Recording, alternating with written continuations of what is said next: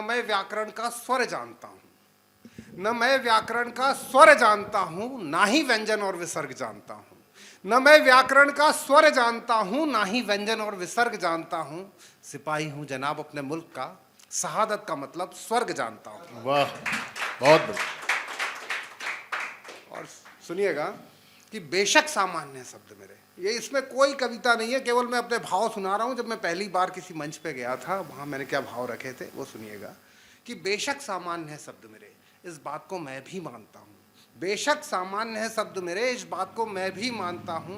पर जो जवानी देश हित में काम ना आ सके, मैं उसे व्यर्थ मानता हूं। सिपाही हूं जनाब अपने मुल्क का, शहादत का मतलब स्वर्ग जानता हूं।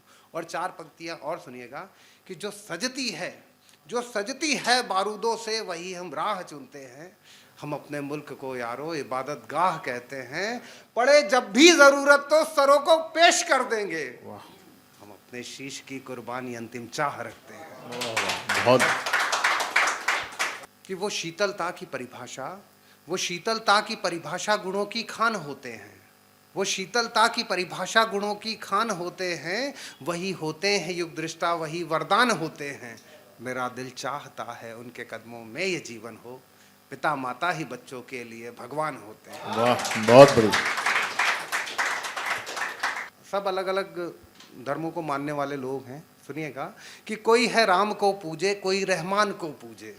कोई है राम को पूजे, कोई रहमान को पूजे। कोई मंदिर को जाए और कोई भगवान को पूजे।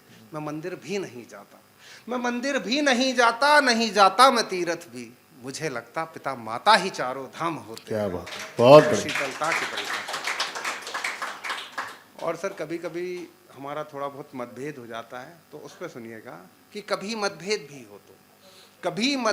हो तो मनभेद मत करना। कि जिस थाली में खाया है उसमें छेद मत करना। वो कहते ही नहीं तुमसे गमों की कोई भी बातें, फकत मजबूर इतने हैं अकेले में ही रोते हैं। वो शीतलता की परिभाषा। और अंतिम स्पर्श में चार पंक्तियां और सुन लीजिएगा कि जो उनकी आंख अगर रोए। मेरी अभी तक आपने जो भी सुना हो, इन पंक्तियों को जरूर ध्यान रखिएगा कि जो उनकी आंख अगर रोए तो जीवन खिल नहीं सकता। जो उनकी आंख अगर रोए तो जीवन खिल नहीं सकता। गए हो लाख तीर्थों में कोई फल मिल नहीं सकता। इसीलिए मशवरा ये है सिपाही का, जरा सुन लो। अगर माँ बाप रोए तो समझ भगवान रोते हैं। क्या बात।